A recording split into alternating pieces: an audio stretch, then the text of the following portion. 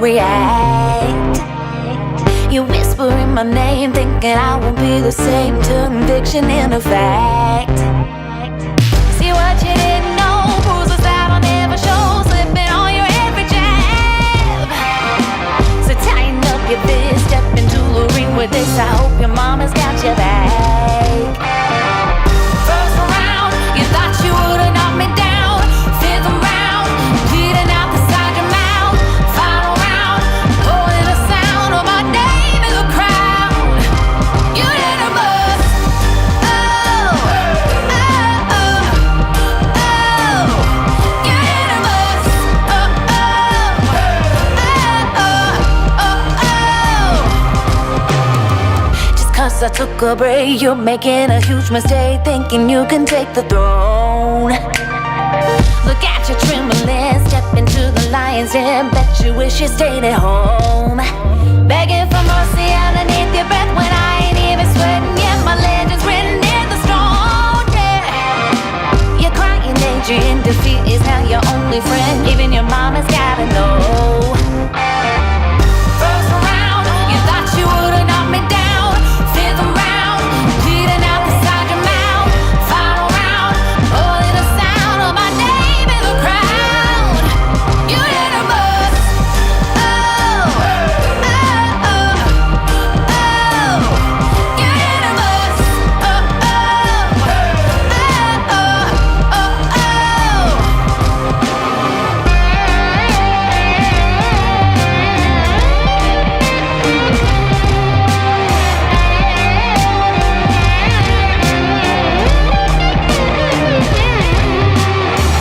First round, fifth round, final round.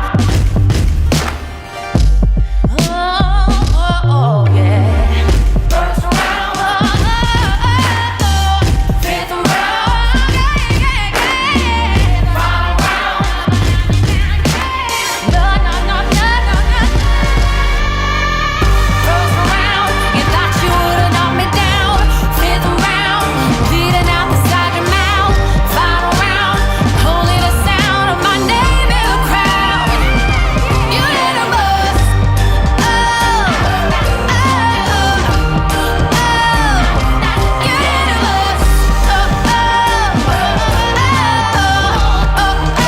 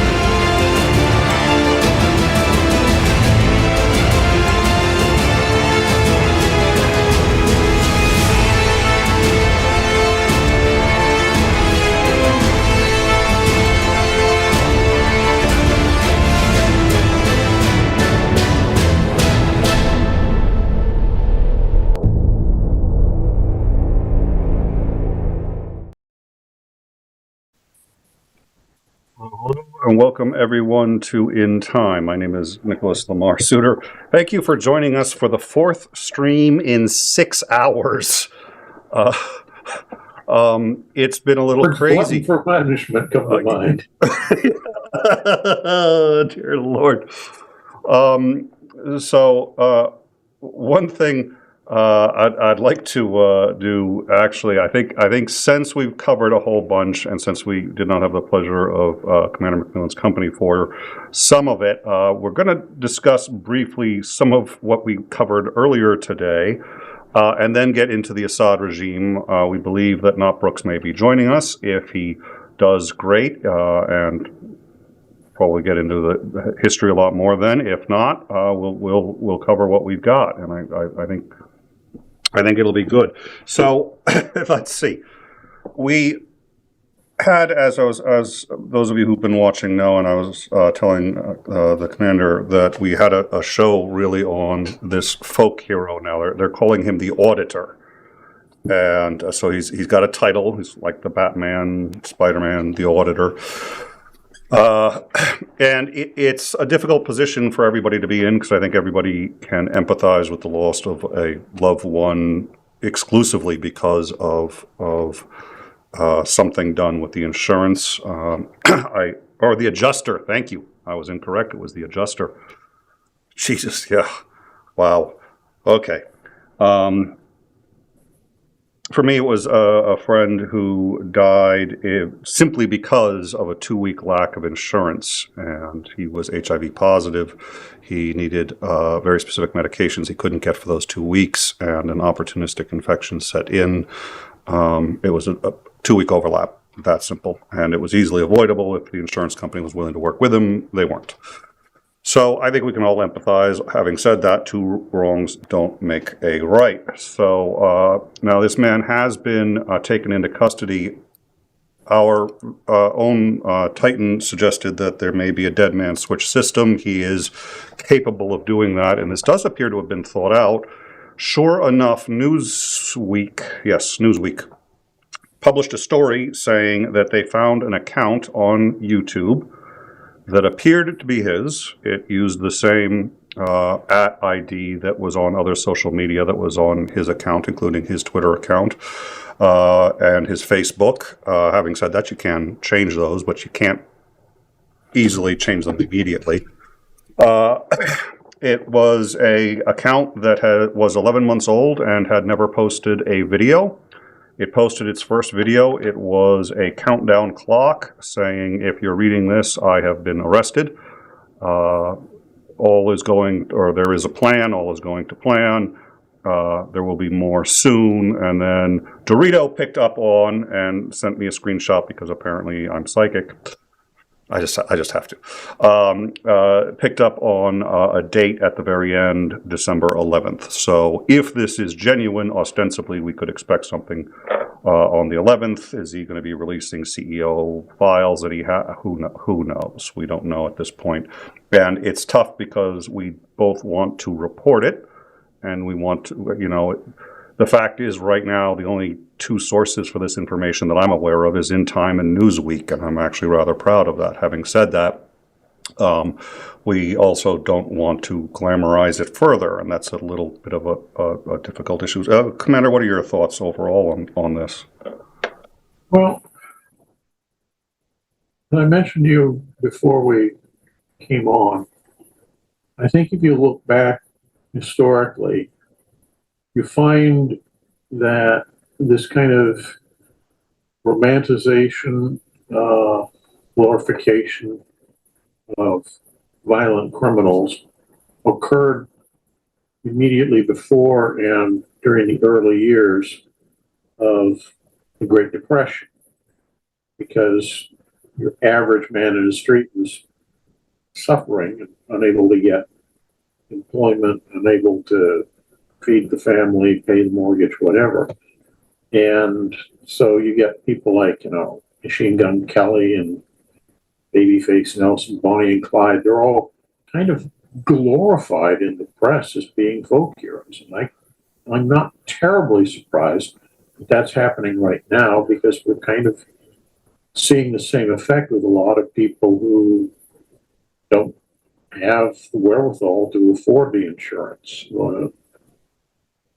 So when the insurance companies play games with them, they feel powerless, and it's powerless people, particularly ones who have something taken away from them, that turn to violence.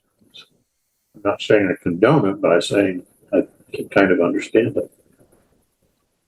Last year, there were 386 homicides in New York. That is more than 1 homicide a day. Yep. I haven't seen very many manhunts for these people. Have you? Nope, because they're not billionaires. I mean, let's be honest here. The U.S. law enforcement system and to some extent the judicial system exists primarily to protect the wealth and privilege of the wealthy class. So, some unfortunate black person gets murdered in Harlem, and the cops will go take a couple of notes and stuff it in an envelope, and it goes into the dead file of cases that they're really never going to look at. This guy gets shot, and the entire police department is razor focused on it, and they bring in experts from outside. And the FBI gets involved, and it's a verification of how broken and unjust, if you want to use that word, the system is, I think. And again, I think that makes it all the more understandable that people almost celebrate what happened here.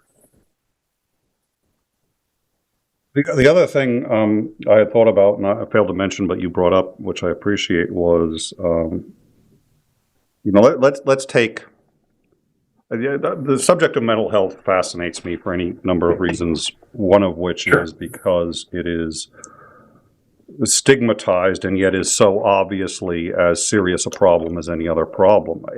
We have this perception that there are people who have normal mental health and there are people who are abnormal.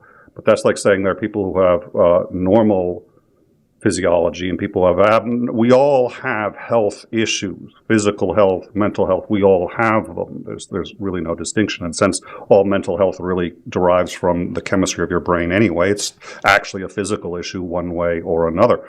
So, but there's this stigma. First of all, this thinking that there's actually, there is a normal, that there's people who have normal mental health. No, there's people who have different health problems, mental health problems that might not be too serious or might not be too visible. But we all have stress. We all have stressors, and things can push in one way or another. So one of the things I've been thinking about is the very lonely people, the people who sometimes do school shootings because they feel like, and they say, you'll listen to me now. That's what the Texas A&M shooter said. Yeah. Sorry, yeah. And most of them say something along those lines. They feel like they haven't been heard. And now this guy, there are videos on TikTok of people singing his praise, women throwing themselves at him in ways that's astonishing. And saying too, like, hey guys, cops, you shouldn't have showed that jawline. No woman's ever going to turn him in, and he can plan. It's like, okay. So, what about the people sort of who maybe are on the margins of mental health who now see this being celebrated? I suspect that we may well see copycat killers doing the same kind of thing. And the fact that the day after the shooting, contracts for private security services for CEOs, chairmen of the board, that kind of thing, skyrocketed by over 700% across the nation. That tells you that the wealthy aren't taking this lightly either. A number of companies are also taking this very seriously in one way or another. A number have dropped United and are going through other insurers. And there have been a number of reports of a dramatic increase in claims going through, and that companies have been taking claims that they were delaying and now getting them through very quickly. The other one I found interesting, and I can't remember the name of the company, but an insurer had shortly before this announced that it was no longer going to cover anesthesia for operations beyond, I think it was 2 hours or something. After that, you're on your own dime. Holy smoke. Yeah. And the moment this thing happened, it's like, oh, we were tracking that. We're not going to put that rule into effect. We just wanted to see if you guys were looking, that's all. Yeah. Oh, my God. Well, and the famous one that we mentioned that this company had done was saying that chemotherapy, one of the side effects of chemotherapy isn't nausea, so they wouldn't pay for it, or anti-nausea medications for a nine-year-old cancer patient. So it's just, and I saw an interesting debate where the guy who was sort of pro the healthcare companies, which takes some balls going on the air, being pro-healthcare, I mean, kudos to the guy for doing it. And he made some, I thought, valid points. One of the points, they said, well, this company made 6%. He goes, well, it's a company. It has to make an income. It's a for-profit. And to be fair, he's absolutely right. That's why this shouldn't be a for-profit system. I mean, if it, that's really where the problem lies. He's not wrong, but anyways. As somebody just noted in the chat here, you look at many of the European countries where public health care is kind of universal, and it's supplemented, but at least the basics are covered.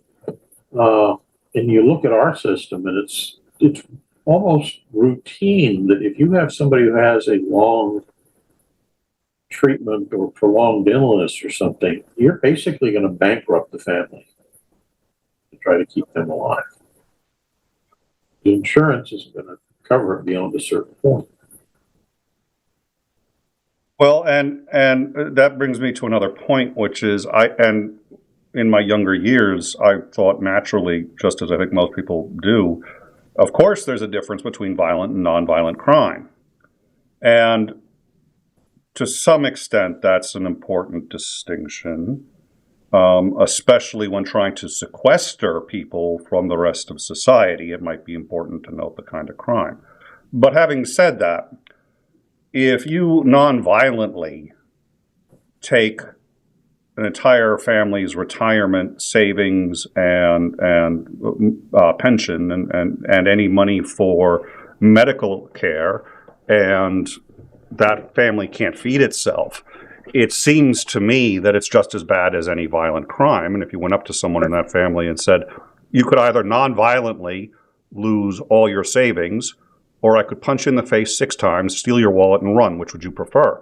I got to tell you, I actually have a preference in that case, and it's not losing all my life savings. Yeah. So, I don't know what more we can say on the subject other than we've been trying as a nation to address this issue with public health care for some time now, and it keeps getting shut down, in large part because the profits for the insurance companies are so freaking high. And they're going to fight tooth and nail to ensure that that never changes. Which was why we didn't regulate Salomon Brothers or any of the banks involved. AIG for them it wasn't a regulation problem, but any of the financial institutions involved, Morgan Stanley involved in the financial collapse of 2007, 2008, that nearly wiped out the country. The reason it didn't was because of a government bailout, but everybody knew what they were doing was phenomenally dangerous, but they could pay off enough congressmen to just say, no, it's capitalism, it's a free market, they can go do what they like. And so now you got the same problem and we've had the same problem with tobacco, we've had the same problem with big oil. And people will keep voting those assholes in office. I did the one I did see though.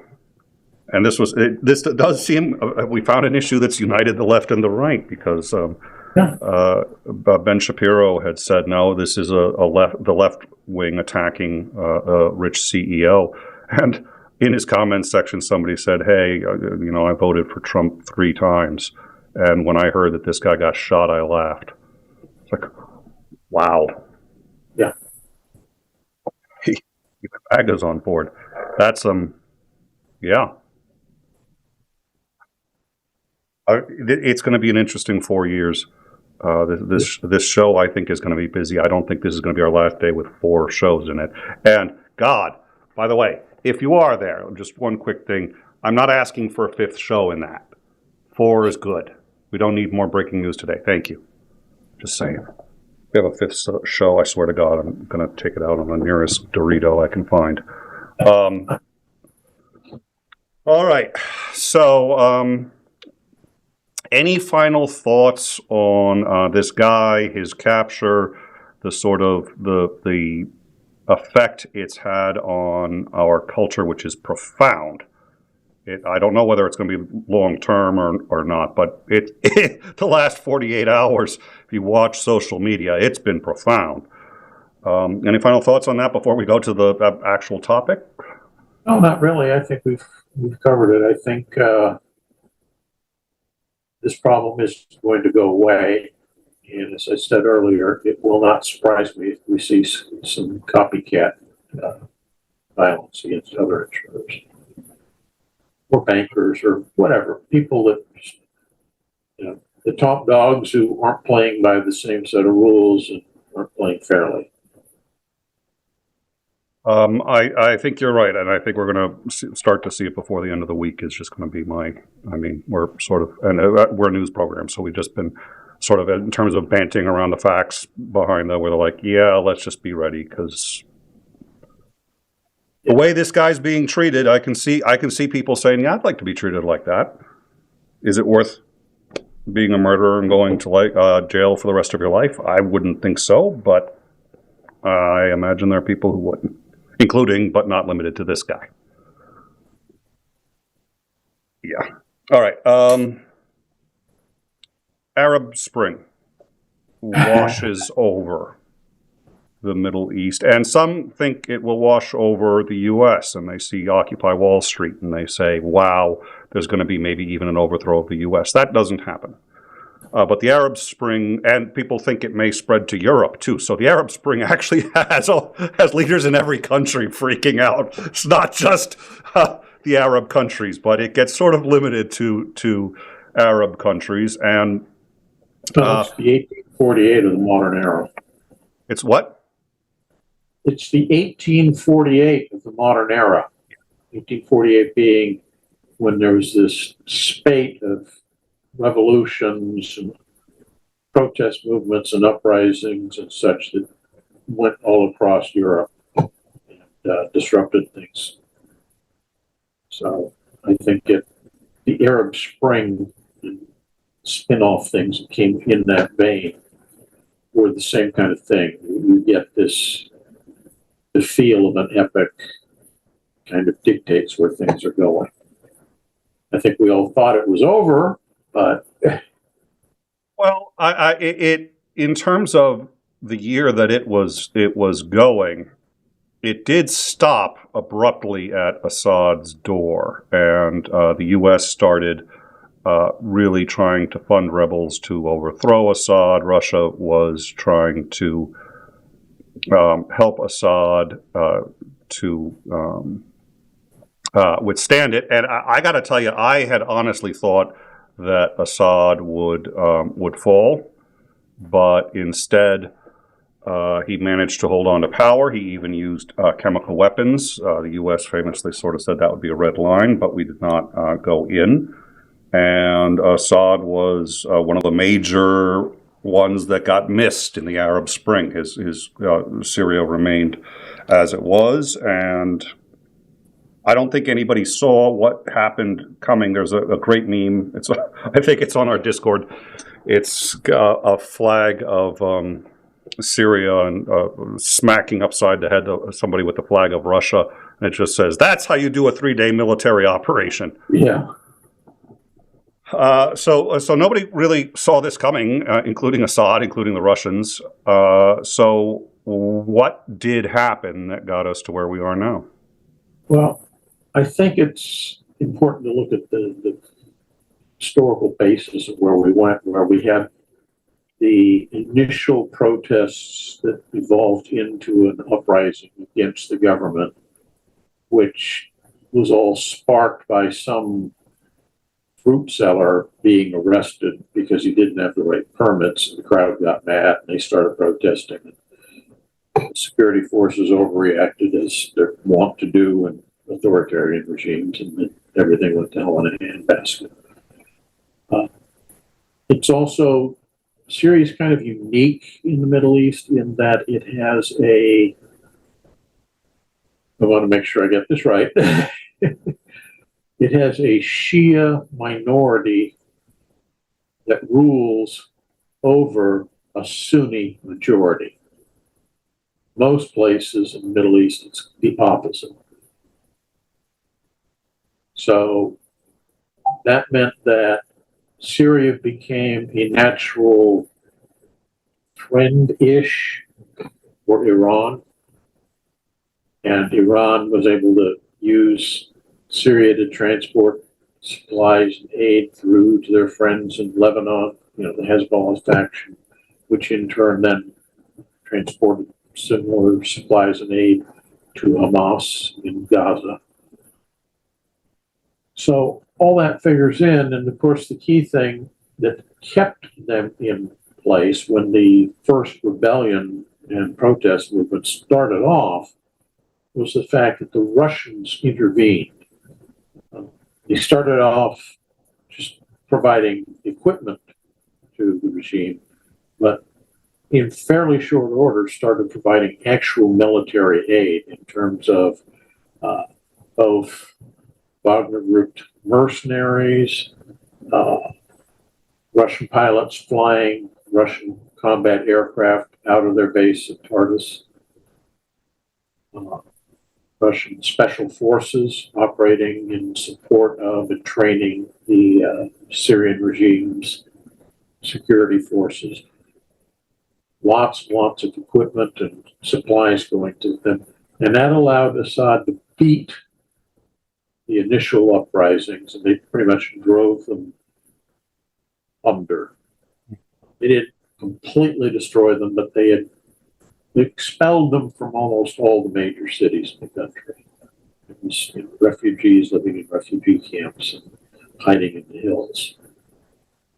The thing that happens, I think, is that as the war in Ukraine ramps up, Russia gets increasingly distracted and lacks the capability to keep supporting Assad. And so when the rebels mount a new offensive effort, which was only fairly recently, it progresses like wildfire. It's also worth noting that the rebel groups have been getting a significant amount of support from both Saudi Arabia and Turkey, neither of whom are particularly friendly with the Assad regime. So I think that combination of lack of Russian aid to Assad and considerable aid to the rebels changed the dynamic and allowed this thing to happen. And as we saw with Vietnam when it fell, once the process starts, the process of collapse begins, it takes on the elements of the snowball going downhill and just getting bigger and bigger and picking up more and more momentum to the point where it's unstoppable. And I think that's kind of what we end up seeing here. Well, and in Damascus, before they had even taken a third of Damascus, I mean, they were rolling into Damascus, all of the military took off their uniforms so they couldn't be identified and just ran into the population and just ran away. Yeah. And so when reporting this, it was sort of like, well, okay, they've taken a third of Damascus, but the other 2/3 isn't contested either. It's not like, they haven't taken it yet, but that's only because they haven't walked over there. I mean. Yeah, exactly. So some of the stuff that's coming out now that Damascus is more or less fallen and the government of Assad is no longer, they've been getting into the security system, the prisons and such. And the numbers of people in Damascus alone that have been found in some of these things, I've heard numbers in excess of 20,000 people were locked up and have been locked up for long periods. and the conditions are positively medieval. I mean, there are literally people who were thrown down a 60-foot hole and left there. And, you know, every week or so, somebody walked by and throw a loaf of bread and a bottle of water down the hole for them or whatever. Wow. So, yeah, there's other rooms where there are women who have been locked up for 15, 16, 17 years, and they're in there with the children they gave birth to in prison, not one, but multiple children, from the rapes that they had experienced being locked up in the prison. So the kids had literally never been out of a jail cell. I mean, this is definitely a regime that the world should be very happy to see in the rearview mirror. I saw a headline, Vladimir Putin says, quote, Assad has received humanitarian asylum in Russia. And it was very strange seeing the word humanitarian coming out of Putin's mouth, let alone applied to Assad. There's a lot of strange stuff associated with that. So at one point they were saying he was in Abu Dhabi. At another point, I remember reading something about his plane had actually crashed and he was presumed dead. So I don't think we've heard the end of exactly how this is all going to play out, where Assad ends up. I definitely think if they had their druthers, the Russians would like to see him kept on ice in case they had, after they solved the Ukrainian problem, a chance to use him as a figurehead to stir up trouble and try to regain influence in that country. So you had said before that these groups are all very different groups, and actually, to some extent, just to equate it to what we were talking about earlier, it's almost like the people who are kind of cheering for the folk hero, you know, right now. It's not based on political. We all have very different political views. Having said that, everybody here is sort of getting behind the guy for a very different reason. So you have a lot of different groups with different political, religious ideologies all getting together to get rid of Assad. That has now been done. I think the common thread there is all of them hate Assad. They wanted his regime gone. But I don't think there's any consensus whatsoever on how they want the new Syria to look post-Assad. And as I mentioned to you in our earlier conversation, it's very reminiscent to me of the scene in the Peter O'Toole movie, Lawrence of Arabia, when the Arabs actually seized Damascus and expelled the Turks. And they meet in the council chamber, and they're arguing and on the verge of shooting at each other because, you know, I own the post office. It's my post office. You can't have it. You only get the electrical works. Well, I can't make the electrical works do anything because I don't have any technicians. That's not my problem. You know, and that's the kind of nonsense that I suspect is going to be happening in very short order in Damascus and throughout the country for that matter. And it will not surprise me to see this transition into a second or third civil war, depending on how you want to number this, to fight over who gets to pick up the pieces and run the country after Assad is out of the picture. What do you think is Netanyahu's feeling and or Israel's feeling? They may be different because of very different goals between the prime minister and the majority of his country. At any rate, what are they thinking about this right now? Does this mean that Hezbollah is gone because they won't be able to get weapons through Syria? No. Hezbollah will still survive, but it won't have that easy to use overland route through Syria to get military supplies, cash infusions, etc. So they will have a more difficult time of it, all of which favors Israel. So I'm sure Israel is thinking, oh, this is kind of a good thing, potentially. The big winner, in my opinion, though, is Turkey. Because what ends up happening is it now puts Turkey in that position of, we're going to be the Ottoman Empire resurgent. We're going to be the nation that kind of becomes the regional hegemon of all those Islamic countries that are struggling to survive. They get to make the decisions there. And we're already seeing, to an extent, some of that going on, because the largest of the rebel factions, which is Turkish-backed, did not send the bulk of its forces to take Damascus. They went east to attack the Kurds. Interesting. And in part, I suspect that may be because Turkey knows that when it gets frisky and starts attacking Kurds, Europe and the US get a little upset and, wag your finger and threaten sanctions and such. But if a rebel group, which you have no control over, starts doing that, it works to your benefit, and it's plausibly deniable.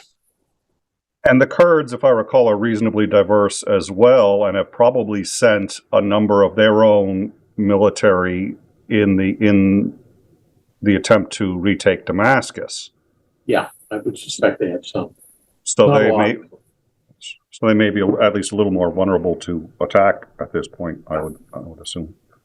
Yeah. Well, the big problem with the Kurds is that there are 3 major and at least 2 other minor Kurdish independence nationalist factions. And they spend as much time fighting one another as they do the Iranians or the Iraqis or the Turks or whoever. So there's a lot of issue there. One of the things that people don't realize is that in the 1919 Versailles Treaty discussions, the Allied powers actually wanted to form a Kurdistan. It was talked about. The trouble was they couldn't find anybody that could stand as representative for all the Kurdish people. So they had to let that one slide. So they lost a country because they couldn't agree on anything. Yeah. So what would the U.S. like to see out of this? I think optimally we'd like either an unrealistic chance of a representative democracy emerge. I would not be holding my breath if I were hoping for that, but you can always hope. I suspect what we're, in a practical term, looking for is a benign dictatorship, at least to stabilize the situation and maybe build towards transitioning into a representative democracy. There have been conflicting reports that Israel has maybe tried to create a buffer zone, which Israeli buffer zones, in my experience, really is just this buffer zone is the zone that we're letting you know we will occupy and will become a part of Israel sometime within the next 5 years. That's what a buffer zone is. But Yeah. that Israel has either created buffer zones or invaded and or at least done a couple of airstrikes on purported chemical weapons facilities. Has Israel engaged, to the best of your knowledge, in any way? And if so, how? There has been something in the rumor mill that Israel plans to reoccupy significant portions of the Golan Heights. I haven't seen any actual reporting saying that's happening yet, but it would not surprise me if that were to occur. It helps secure the farms that are along that border area, which, at least under the Assad regime for a while, they periodically, lob a mortar round or two into the farm or shoot a rocket or something. It was never a peaceful border by any stretch of the imagination.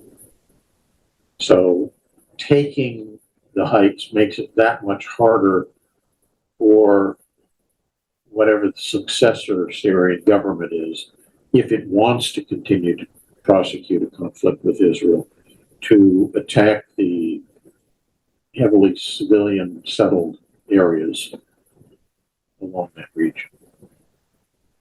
We do have actually, and I think this is, I just want to make sure, this is as of just a couple of hours ago, Israel is carrying out airstrikes across Syria, and what they are saying is that, this is from the BBC, the UK-based Syrian Observatory for Human Rights says that Israel has engaged in multiple strikes. Israel is claiming that this is to stop weapons transfers now that weapons are ostensibly free and in the hands of random people. They're attempting to stop the weapons from going over the border. I would imagine that Israel is definitely going to be concerned about who inherits both the bulk of the Syrian Air Force and their long-range rocket forces. So a prudent Israeli military might see this as an opportunity to take those targets out of the equation. Including, say, the Air Force, so attack the plane, they're on the ground, there's no official military, so well, because there's nobody to fly them. As you pointed out, the bulk of the Assad regime's military quietly took off their uniforms and faded into the crowd. So, how long before we know whether or not this is going to be peaceful or is just going to break down into a civil war, do you think? I would think within 2 weeks we'll get some indicators. I'm not saying that a civil war will break out within 2 weeks, but we will see the indicators of the system developing that either has some chance of working, or one that is obviously just squabbling between rival factions that will probably continue to degrade. All right. Well, is there anything on either of these two topics, either the CEO shooter or what we've been covering here? And it's been a busy. There is one thing I wanted. Yes.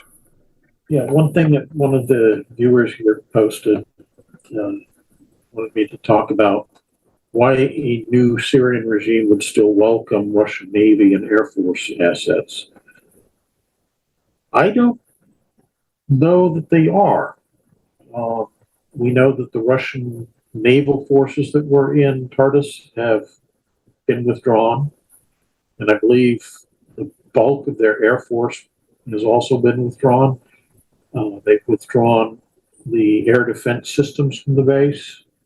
So as far as I know, all they have is ground defense troops. They're probably busy overseeing, trying to evacuate as much of the most valuable equipment and destroy all the documents that have incriminating information on them. So the impression I get is that the Russians are probably on their way out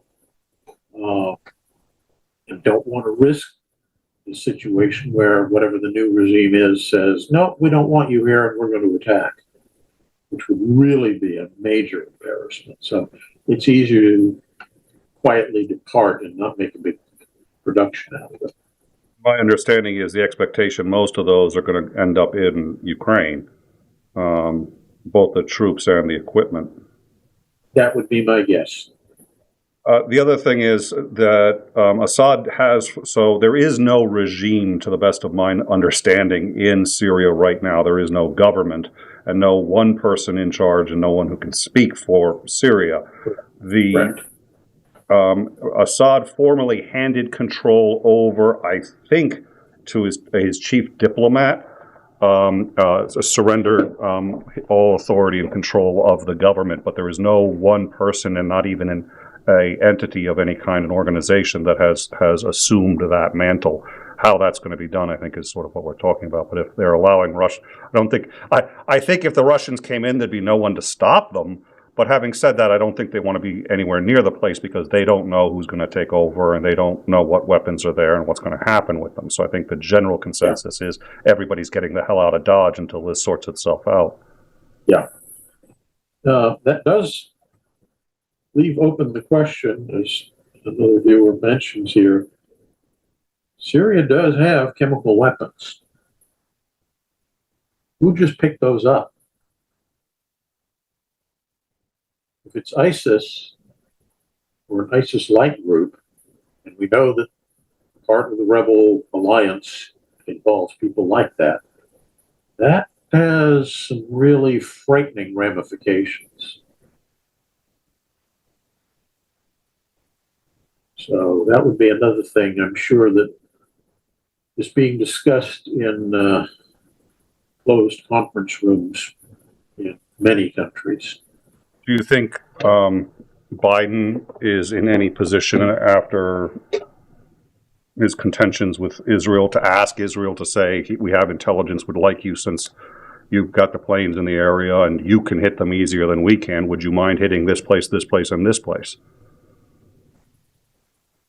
That would be a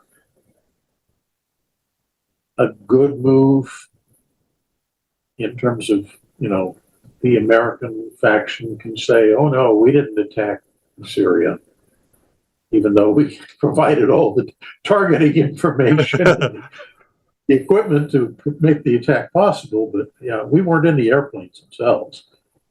So that would kind of make sense if you wanted to do something in that vein. I'm sure if that was done, that it plays into Israel's hands as well, because can you imagine it's an October 7th style attack where they had access to chemical weapons? So, yeah, but I'd also wonder, Netanyahu being the kind of person he is, I'm sure if the U.S. made such a request, he would use that as leverage to get a lot of aid and relaxation of sanctions on his part. I would imagine it's a once-in-a-lifetime opportunity for the U.S. to do significant damage to the Syrian arsenal, which is going to be hard to rebuild under any regime. But the U.S. doesn't want to do it, and the only people who can and are in the area, Biden has spent a lot of time offending significantly, shall we say. Yeah, that is why I hard not to these days. No matter what you do, you're going to piss somebody off. Yeah. All right. Well, thank you once again, Commander, for joining us. I appreciate it. It's good to see you as always. You and I will be hanging out on Downtime Thursday, 8 p.m. Eastern Standard. And, I have a sneaking suspicion there's going to be more than one or two topics for you and I to talk about if we are so inclined. Yeah. The possibility exists. Maybe. We do still have the video that is purportedly, that Newsweek says was purportedly from the man who shot the healthcare CEO, that video promising more soon, and that this is all, quote, according to plan. That video is in the general chat of our Discord if you'd like to find it there. I'd like to thank all of our members and all the people who contribute, super chat, and subscribe. It really does help us out, and we do get demonetized quite frequently, especially when we show video footage that YouTube has just taken down from a channel because that channel is owned by an assassin who is wanted by half the police force in the country. They demonetize shit like that. I don't know why. They're a little prudish, I guess. But at any rate, So thank you all who have subscribed and helped us out in various ways. And you know what? If you like the channel and you think that there's someone else who'd like these kinds of discussions, share it. That's one of the best ways you can help us out. Join us on the Discord. I'm there. Commander is there, and he's great about answering questions. Titan is there, and he is psychic as ever. And Dorito is there, and he will point out to you again that he was the one who found the date. And if I had understood that earlier, it would have been a better show. But what can you do when you're doing 4 shows in one night?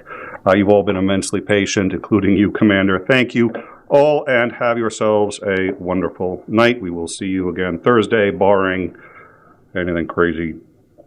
I'm looking to... All right. Night all.